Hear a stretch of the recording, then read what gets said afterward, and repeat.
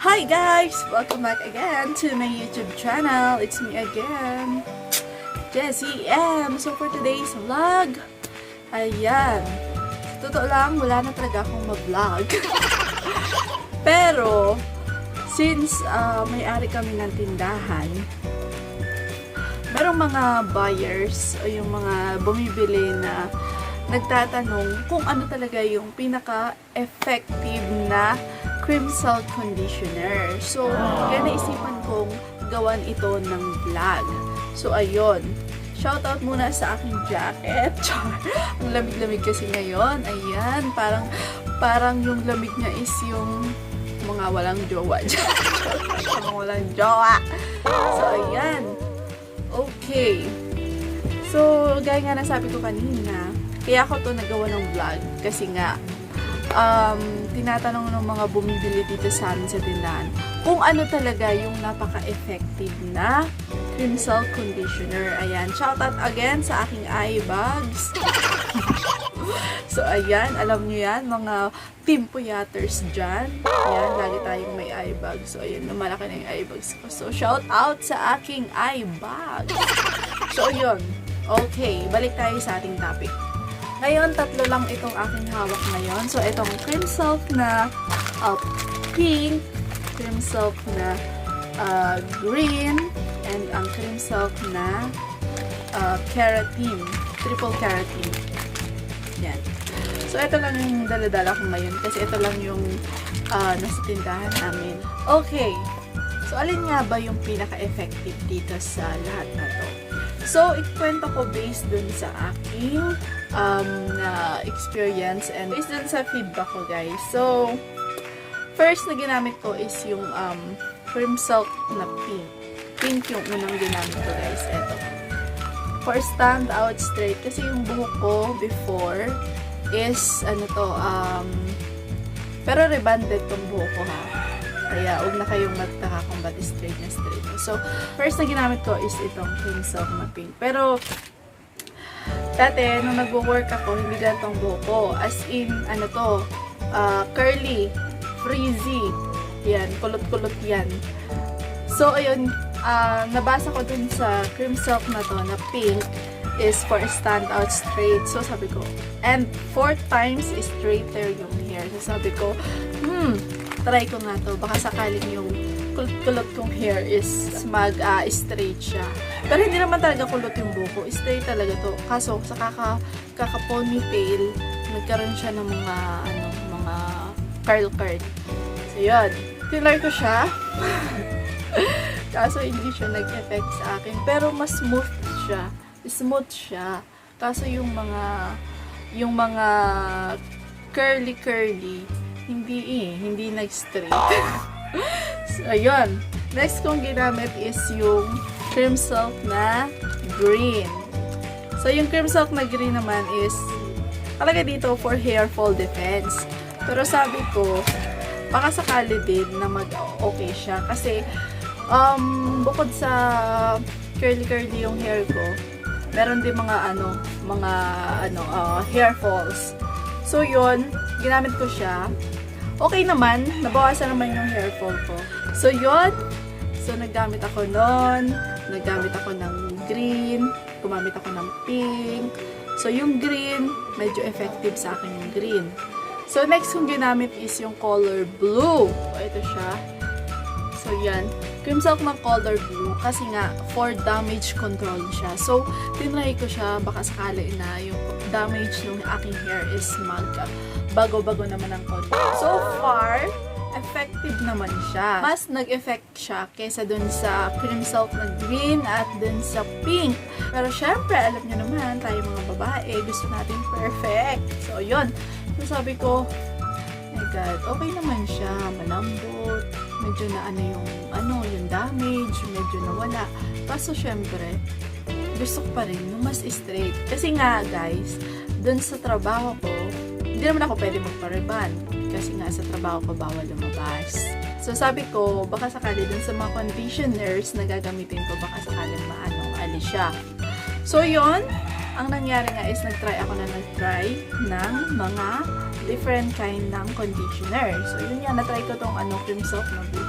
Then, after that, hindi ko lang na-try yung ibang klase ng cream silk. Basta ang na-try ko lang is green, pink, and blue. And, meron akong isang cream silk na nag-stick talaga ako dun kasi maganda talaga yung effect. So, yun, hindi ko na-try yung orange, yung violet, and then yung gold. Kasi yung orange na kulay is for color protect siya. And then yung color na violet is for dandruff. So, wala naman akong dandruff. So, yun, tinry ko lang talaga dun is yung standout straight, damage control, and sa hair fall defense. So, yun lang tatlo na yun, yung pink, green, and blue. Pero nung umuwi ako, guys, umuwi na ako at nag-stay na ako dito sa province. So, hindi agad-agad pa rin naman ako nakapag-band. So, ayun, ang ginamit ko is etong cream silk na hair keratin. So, yun, guys. Ito talagang cream silk triple keratin na kulay pink.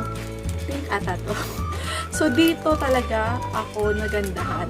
Yung effect niya, yung talagang nakakapag-straight siya, nakakapag-smooth siya. Talagang yung mga, yung mga frizzy hair ko, dito, lalo na sa may ilalim, may mga frizzy hair. So, talagang nag-straight siya.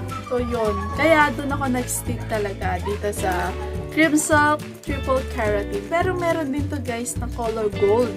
Pero hindi talaga, hindi siya, sa akin, hindi siya kasundo ng buhok ko. Ang maganda to guys, itong cream silk na triple keratin. Kasi meron siyang relaxers that tame rebellious frizz, and then meron siyang serum to revive intense damage.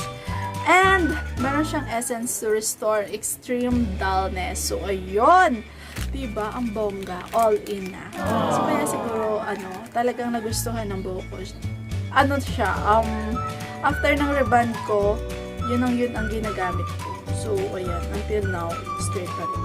And, maganda siya. Ayan. So, yun. So, dito talaga ako nag-stick. Kasi nung after reband ko, ginamit ko rin tong cream silk na green at saka yung pink. Hindi rin siya kasundo ng buhok ko eh. So, kaya tinry ko tong triple hair keratin kasi nga, sa pagkakabasa ko dun sa kanyang mga sinasabi dito sa nakalagay, so maganda siya. Merong essence relaxes and meron siyang serum. So, sabi ko maganda. So, eto na lang try ko. And then, after ko matry, yun na nga. So, maganda nga siya. At nagsashine yung hair ko. And, siya, madulas. So, minsan nga pagkagising ko sa umaga, hindi na ako nagsusuklay hanggang maghapon. Hindi na ako nagsusuklay hanggang maghapon. Hanggang maligo na ako. Ayun. So, ayan. One sachet yung ginagamit ko sa aking buhok. So, ayan. Pero kung sobrang haba ng buhok mo, siguro makaka-2 sachet ka.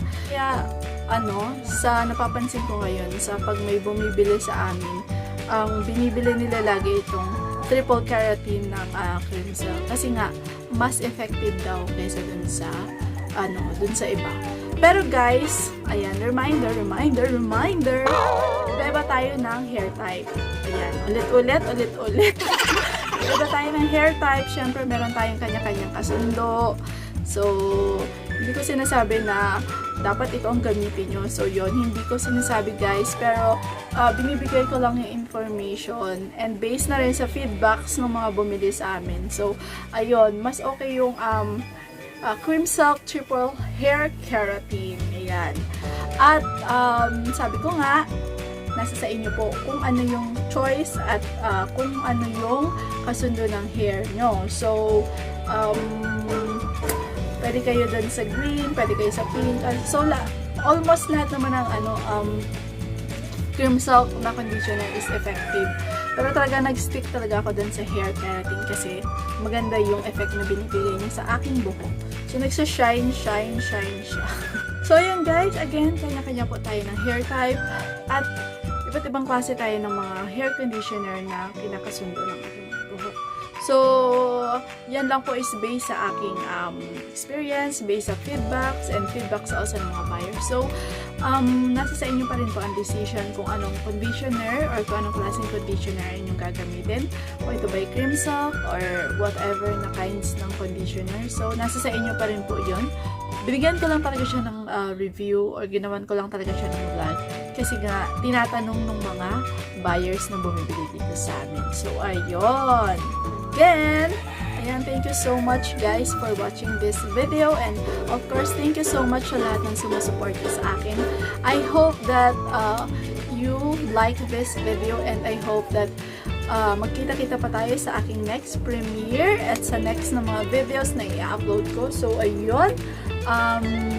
Thank you so much again to all my teams. Ayan. And thank you so much to all the admins. Ayan. Thank you so much sa inyong lahat. And guys, if you haven't subscribed to my channel, please do subscribe also to my channel. Just click the subscribe button and of course, my notification bell para always kang updated sa lahat ng mga uploads ko. So, ayun. Ayan. Again and again, see you on my next video. Jessie M. Signing off.